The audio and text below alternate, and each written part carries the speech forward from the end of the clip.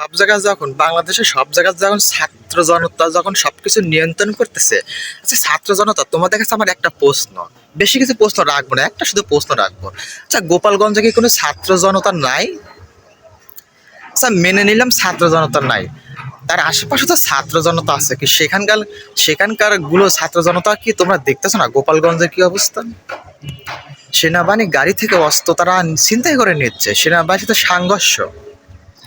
অন্যদিকে ব্রাহ্মণবাড়িয়ার ছাত্র জনতা কি বলতেছে, যে সাহস থাকলে আমাদের ব্রাহ্মণবাড়িয়া আসো। ঠিক আছে, ব্রাহ্মণবাড়িয়া বাংলাদেশের যতগুলো জেলা আছে, বিভাগ আছে, বিভাগ না জেলা, ব্রাহ্মণবাড়ি তো জেলা না বিভাগ, বিভাগ জেলা জেলা। তো ব্রাহ্মণবাড়িয়া তাদের পাওয়ার বেশি, কারণ তারা তাদের অনেক ইতিহাস আছে, সেটা আমিও জানি, অনেক ইতিহাস আছে। এবং এই যে আমাদের 24 যে স্বাধীনতা, স্বাধীন দ্বিতীয়বারের মতো স্বাধীন করলাম, সেটাও তাদের অনেক অনেক সাহস দেখছি, তাদের দেখছি সাহস দেখছি।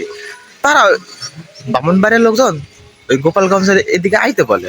আচ্ছা ব্রাহ্মণবাড়ি থেকে গোপালগঞ্জে বেশি দূরে, তারা গেলেই তো গোপালগঞ্জ ঠান্ডা হয়ে যায়। ছাত্র জনতা যখন রাস্তা ট্রাফিক সব জায়গায় নিয়ন্ত্রণ করতেছে, বাজার নিয়ন্ত্রণ করতেছে, তাও বাজারের দ্রব্যমূল্য গতিও সেরকম ভাবে নিয়ন্ত্রণ আইতেছে না, তারাও তার অভিযান চালায় যাচ্ছে। তারা তো অভিযান চালায় যাচ্ছে, আসা না আসা সেটা পরে ভিন্ন সাবজেক্ট।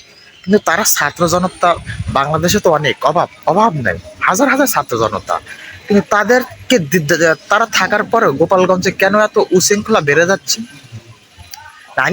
আমিও চাই গোপালগঞ্জের মানুষ গোপালগঞ্জে ফিরে আসে। জনগণের প্রতিটা হিসাব দিতে হবে, প্রত্যেকটা জানমালের হিসাব দিতে হবে, রাষ্ট্রের সম্পদ হিসাব দিতে হবে। আমিও তো চাই দেশের মানুষ দেশে ফিরে আসুক, কিন্তু সে আসবে না। তারা তো একটা জীবনের একটা ভয় কাজ করে। তো যাই হোক, অন্যদিকে সব জায়গায় ছাত্র জনতা যখন নিয়ন্ত্রণ করতেছে, তো সব প্রতিটা রাস্তাঘাটে ছাত্র জনতা নিয়ন্ত্রণ করতেছে, তো বেশ ভালো কথা। ঢাকা উত্তরে তো দেখলাম একটা মেয়ে ট্রাফিক, মানে